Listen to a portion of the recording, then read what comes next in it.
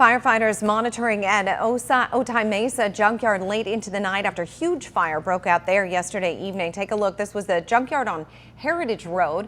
Smoke from the fire could be seen from all over the South Bay. Huge black plume there. Crews from multiple agencies responded to the fire. They say it was difficult to fight it due to low water pressure, but also the junk, which is highly combustible. The owner of a nearby junkyard says smoke from all of that can be very dangerous. A lot of the smoke may be tires.